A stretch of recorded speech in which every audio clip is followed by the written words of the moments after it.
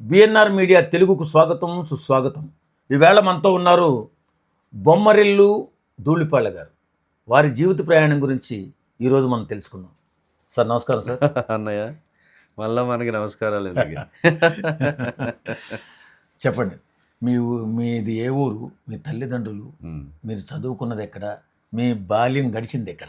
మంది కృష్ణా జిల్లా అన్న. కృష్ణా జిల్లా ఉయ్యూరు దగ్గర కుమ్మమూరు విలేజ్. అంత తల్లిదండ్రులు, అంత బ్రదర్స్ సిస్టర్స్ అందరూ కొంతమంది అక్కడ సెటిల్ అయ్యారు. నాన్నగారి పేరు? నాన్నగారు ధూళిపాల మంగారావు గారు. మంగారావు గారు. అమ్మ? అమ్మగారు వెంకటరమణమ్మ గారు. ఎంతమంది పిల్లలు మీరు? మేము ముగ్గురు అన్నయ్యలు, ముగ్గురు అక్కాయిలు. నాకు నేనే యంగ్. గారాల గారాల పట్టి, గారాల చిట్టి. మీరు చిట్టి పట్టి కాదు. ఇంట్లో కూడా నాకు ముద్దు పేరు చిన్నబ్బాయి. చిన్నబ్బాయి. సో అంతా అందరు బాగున్నారు, అంతా హ్యాపీ. మీ చదువు ఎక్కడ? ఎలిమెంటరీ స్కూల్ వచ్చి మా ఊళ్ళో కుమ్మమూరు 5 వరకు, 6th నుంచి మొత్తం డిగ్రీ వరకు ఉయ్యూరు. ఎంఎస్సి వచ్చి ఢిల్లీ దగ్గర. ఫస్ట్ సినిమా ఏం చేశారు? ఫస్ట్ది ఎన్కౌంటర్ అన్న. ఎన్కౌంటర్లో చేశారు. ఎన్ని సంవత్సరాలు అవుతుంది వచ్చి ఇండస్ట్రీకి? 25 years. 25 years అయింది.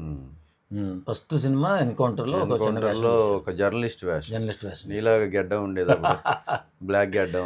జర్నలిస్ట్ అంటే గడ్డ ఉండాలి అన్ని కాదు, అప్పుడు యూత్ ఆ లుక్ అట్లా చూసి బాగుంటుంది. మంచి డైలాగ్. వైఎస్ఆర్ గారి తెలిసిన అసిస్టెంట్ డైరెక్టర్ రవి గారు అని, అతని ద్వారా వచ్చింది అది. ఏదన్నా కష్టపడి కష్టాలు ఎదుర్కొన్న టైం ఉందా 25 సంవత్సరాలు మీ సినీ జర్నీలో? కష్టాలంటే ప్రత్యేకంగా పెద్ద కష్టాలు ఏమి రాలేదన్న. దేవుడి దయ వల్ల, తల్లిదండ్రుల ఆశీర్వాదం వల్ల నాకు తట్టుకోలేనంత కష్టాలు ఏమి రాలేదు. కానీ కొంచెం చిన్న చిన్న హెల్త్ ప్రాబ్లమ్స్ వచ్చినాయి మధ్యలో. ఎందుకంటే 1 man షో అయిపోయింది ఇక్కడ. అంతా మనమే. రాత్రి తెలుసు కదా మీకు ఇండస్ట్రీ గురించి. మనమే ఇండస్ట్రీలో మనమే మన ఫుడ్ మనమే చూసుకోవాలి, మన నిద్ర మనమే చూసుకోవాలి, మన పనులు మనమే అంతా కష్టపడేటప్పటికి కొద్దిగా ఇర్రెగ్యులర్ లైఫ్ అయిపోయింది. Not comfortable. దానివల్ల కొద్దిగా చిన్న చిన్న హెల్త్ ప్రాబ్లమ్స్, వీక్నెస్ అట్లా వచ్చి, అయినా కష్టపడి చేస్తూనే ఉన్నాం. షూటింగ్లు చేస్తూనే ఉన్నాం. 20 సంవత్సరాలుగా షూటింగ్ చేస్తూనే ఉంటాం. ఇంకా నడవగలిగి మన పని మనం చేసుకోగలిగినంత కాలం చేస్తూనే ఉంటాం. మరి ఇన్ని చేసుకుంటున్న వాళ్ళు పెళ్ళి ఎందుకు చేసుకోలేదు మీరు? పెళ్ళిళ్ళు నాకు ఎందుకో 2 కారణాలు అన్న. ఒకటేనో దాంట్లో నాకు ఎందుకో అది రొటీన్ లైఫ్ అనిపించింది. డిఫరెంట్గా ఉండాలి అనిపించింది. రెండోది దీనికి మనకి సెట్ అవ్వదు. వెనకాలంటే కోట్ల రూపాయలు ఆస్తుంటే మనం అటు ఫ్యామిలీ ఇటు ఇండస్ట్రీ 2 చూసుకోవచ్చు. ఏమి లేవు కదా, మనమే కష్టపడి బతకాలి, మనమే సంపాదించుకోవాలి. ఇంకా ఫ్యామిలీ పిల్లల్ని వాళ్ళని చూసుకుంటామని, అది వాళ్ళని ఇబ్బంది పెట్టకూడదు అని మెయిన్. అది అంటే మీరు ఇంచుమించులో ఒక 25 సంవత్సరాల ముందే ఊహించారు పెళ్లి చేసుకోవద్దు, ఒంటరిగా ఉండాలి. అవునన్నా. ఇప్పుడు పెళ్లి జీవితం కంటే కూడా ఒంటరి జీవితం బెటర్ అని చెప్పి అప్పుడే ఊహించారు. అవును. ఇప్పుడు చాలా మంది యువత పెళ్ళొద్దు అంటున్నారు. అవును. అటు జెంట్స్ కానీ లేడీస్ కానీ. అవును. పెళ్లి వద్దు, ఒంటరిగా బతకడమే ఇష్టం అని చెప్పి చాలా మంది పెళ్లి చేసుకుంటలేదు. అవునన్న. మీరు దీన్ని గుర్తించి 20 సంవత్సరాల క్రితమే గుర్తించారు. పెళ్లి లేకుండా ఉంటేనే సుఖం. అంటే పెళ్లి చేసుకున్న వాళ్ళు సుఖపట్టలేదనా మీ భావం?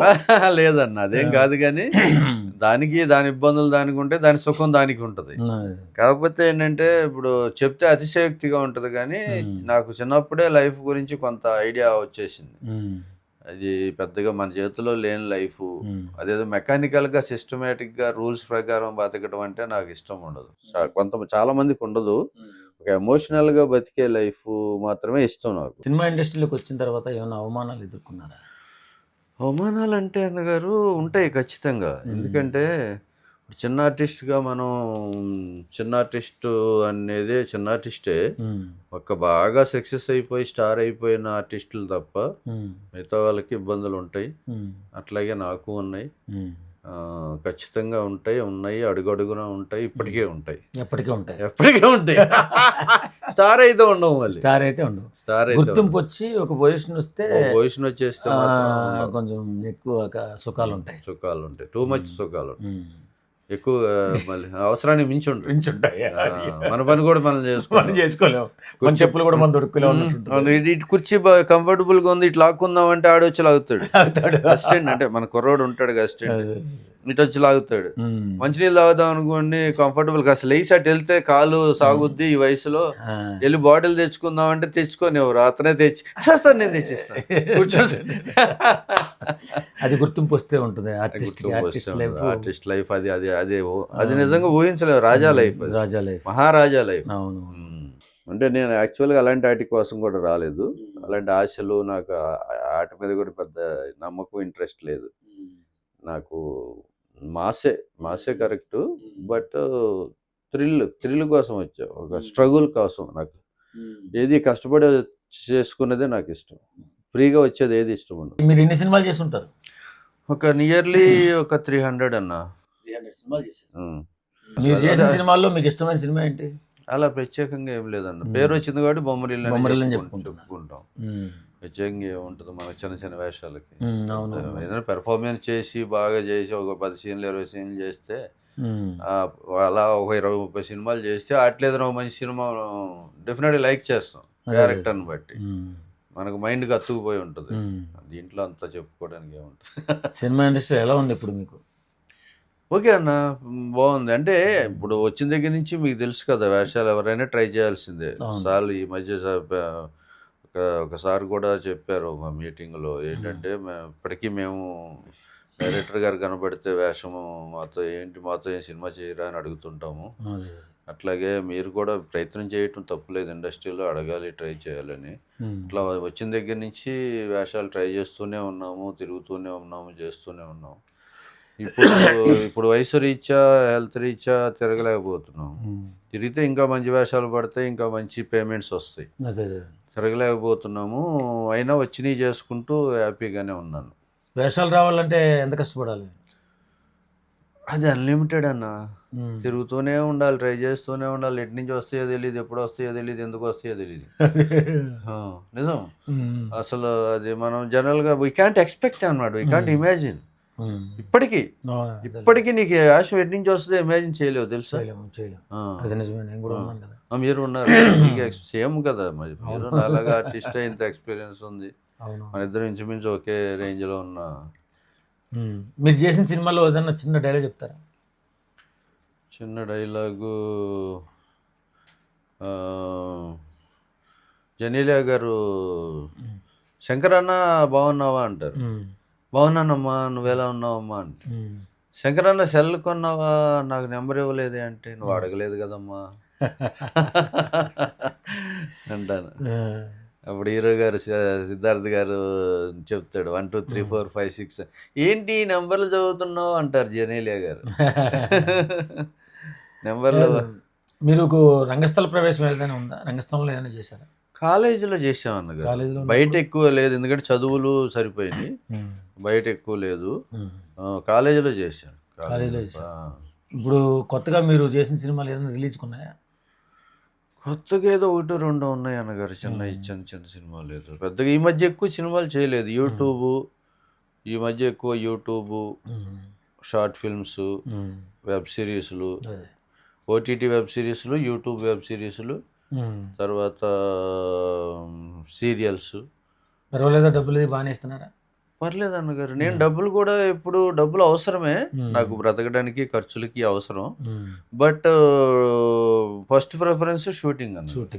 ఎందుకంటే నా ఫిలాసఫీ ఎలా ఉంటుందంటే, సపోజ్ ఒక 5,000 ఇచ్చారన్నారు అనుకో, నేను ఒక 7,000 తీసుకుంటున్నానండి, 500 తగ్గిన చేయను, లేకపోతే అంటే వాళ్ళు బలంతో పెట్టి 5,000 ఇచ్చే అమౌంట్ని పట్టించుకోకుండా, 5,000 ఇచ్చే అమౌంట్ని పట్టించుకోకుండా ఇంకో 500 కోసం పీడించడం అనేది నాకు చిరాకు.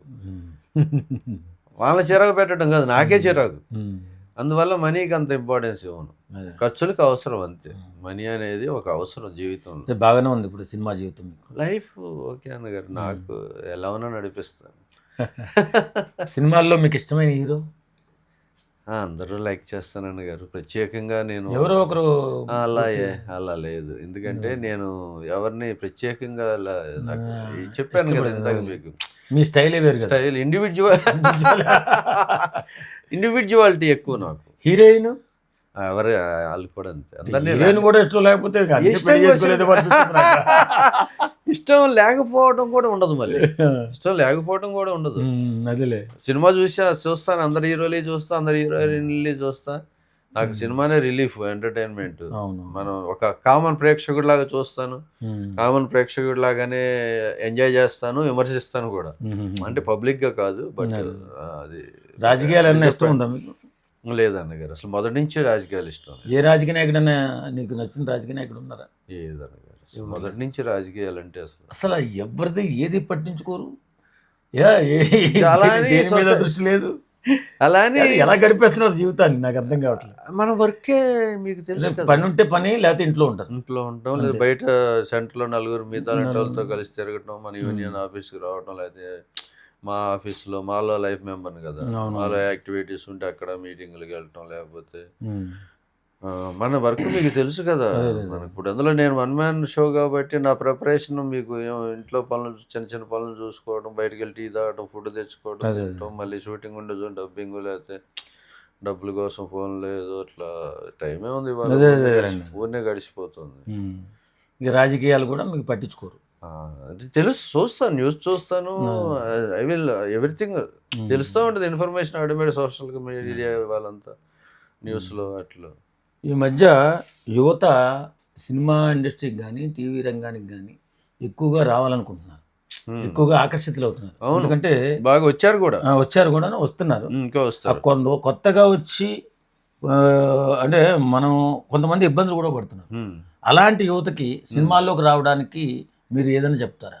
ఎలా రావాలనేది, ఎలా ఇక్కడ పరిచయాలు పెంచుకోవాలని, ఏం చేస్తే వాడు ఆర్టిస్ట్గా నిలదొక్కుతారు? యాక్చువల్గా వాళ్ళకి అదే అన్నీ తెలుసు, బట్ కొన్ని మీరు చెప్పినట్టు అన్నీ తెలియాలని కూడా లేదు కదా, అనుభవాలు. ఎందుకంటే ఇలాంటి ఇది ఒక పెద్ద మహాసముద్రం. ఇది అన్ని సముద్రాలు కలిపితే ఎంత ఉంటుందో ఇది అంత ఉంటుంది. సినిమా ఇండస్ట్రీ అంత ఉంటుంది. అందువల్ల అన్నీ వాళ్ళకి తెలుసు అని కూడా మనం అనకూడదు. కొన్ని తెలుసు, ఏదో ఇన్ఫర్మేషన్ వాళ్ళ ఐడియాని బట్టి పోతూ ఉంటారు. కొన్ని వాళ్ళ ఐడియాని బట్టి పోతూ ఉన్నా కానీ ఇందాక మనం అనుకున్నట్టుగా సైడ్ ఏదైనా సపోర్ట్ ఉండి వస్తే బెటర్. చాలా మందికి ఏంటంటే కాన్ఫిడెన్స్ని బట్టి ఏమనిపిస్తుంది అంటే, ఒక 2 ఏళ్ళు 5 ఏళ్ళు 3 ఏళ్ళు ఒక రేంజ్కి వస్తాము, తర్వాత ఇండస్ట్రీ ద్వారానే మన లైఫ్ సెటిల్ అవుతుంది, రన్ అవుతాము అనుకుంటారు. It's not possible. అది మెయిన్ ప్రాబ్లం. అందువల్ల నువ్వు long run we don't know, మనకు తెలీదు, అనుకోని రా. నువ్వు ఎప్పుడు సక్సెస్ అవుతావో, నువ్వు ఫైనాన్షియల్ ఎప్పుడు సెటిల్ అవుతావో, నువ్వు ఫుల్గా ఎప్పుడు పాపులర్ అవుతావో నీకు తెలియదు, ఎవరికి తెలియదు. అనుకోని రా, దానికి సపోర్ట్ ప్లాన్ చేసుకొని రా. సైడ్ బిజినెసా, సైడ్ జాబా, ఫైనాన్షియల్గా ఇంట్లో ఆల్రెడీ ఉన్నాయా డబ్బులు, చూసుకొని రా.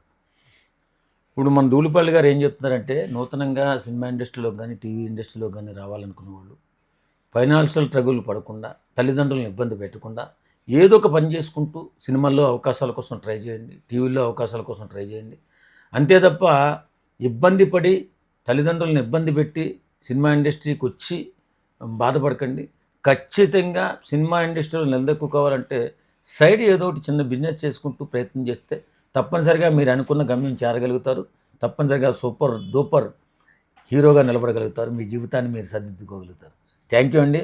ఈరోజు మా బిఎన్ఆర్ మీడియా తెలుగుకు వచ్చినందుకు, మీ అమూల్యమైన మీ సుదీర్ఘ ప్రయాణం, మీ జీవిత ప్రయాణం మన ప్రేక్షకులతో పంచుకున్నందుకు చాలా థ్యాంక్స్ అండి. థ్యాంక్ యూ వెరీ మచ్ అన్నగారు. ముఖ్యంగా మన ప్రేక్షకులు ప్లస్ ఇండస్ట్రీలో నేను ఒక చిన్న ముక్క చెప్పాలి. నేను ఏ విధమైన ఇది నా ప్రయత్నం చూసి చాలా కష్టపడుతున్నాడు, ఇండస్ట్రీని నమ్ముకున్నాడు అని జాలిపడి నాకు ఇండస్ట్రీలో ప్రతి ఒక్కరు హెల్ప్ చేశారు, మాట సాయం చేశారు, వేషాలు ఇచ్చారు. అన్ని డిపార్ట్మెంట్స్కి, అందరికీ, ఇండస్ట్రీ మొత్తానికి, టీవీ, సినిమా, యూట్యూబ్ మొత్తం అందరికీ కూడా మనస్ఫూర్తిగా థ్యాంక్స్ చెప్పుకుంటున్నాను. అలాగే మిత్రులు, మీరు మీ ఛానల్స్ నేను అనుకున్నట్టు మీరు బాగా ఛానల్స్ డెవలప్ అయ్యి 5-6 ఛానల్స్ పెట్టి ఫుల్గా సక్సెస్ అవ్వాలని మనస్ఫూర్తిగా కోరుకుంటున్నాను. నీకంటే ఎక్కువ కోరుకుంటున్నాను. థ్యాంక్ యూ నీకంటే ఎక్కువ కోరుకుంటున్నాను. నాకంటే ఎక్కువ కోరుకుంటా. నన్ను ఇంటర్వ్యూ పిలిచినందుకు thank you thank you very much. Thanks a lot. Thank wish you all the best. God bless you.